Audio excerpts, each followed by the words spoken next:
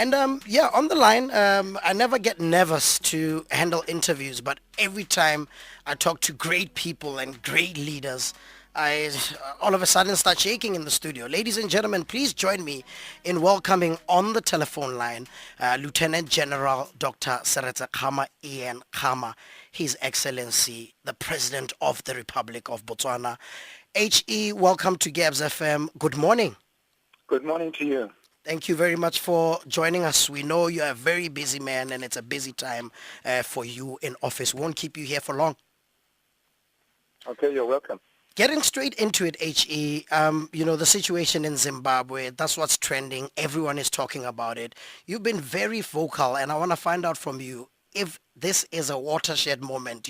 Like I said, you've been vocal about this matter since 2008. Did you have to take this long, or did it have to take this long to find an action plan? Well, the question is the action plan working? Because as you're aware, yesterday we thought the situation had been finalized. But if you were watching the statement that President Mugabe gave yesterday evening, it once again throws up into the air exactly what will be the final outcome of this situation that they find themselves in. But what I find is a great pity is that Zimbabwe and the long-suffering people of Zimbabwe have had to put up with this for so many years. And we all know that Zimbabwe has the potential of being an economic powerhouse, not only in the region but on the continent.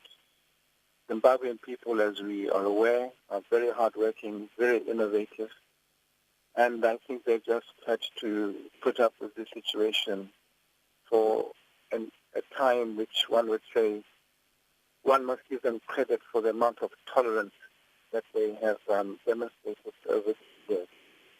So one can only hope that this will eventually lead, whenever it finally ends, will eventually lead and put the country on a path of unity, prosperity, and peace, where the priority, the leadership that will now come in, they will put people as a priority and not self-interest.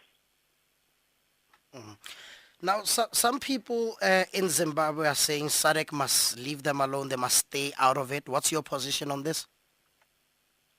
Well, it all depends. I think, if I can refer you to the principles of the International Criminal Court, the International Criminal Court only comes in to address individuals who have committed crimes against humanity if countries themselves are unable or unwilling to take up people who have been perpetrators of those crimes.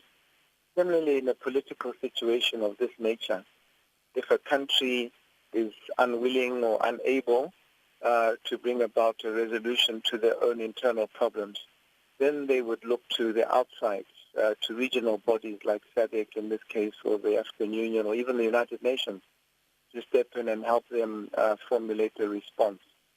So for now, and based on what we saw yesterday, it seemed that the Zimbabwean, the various authorities and the people themselves very much had the situation in control and being able to resolve this problem themselves. So I think for now, SADC should just, step back and see how it will unfold.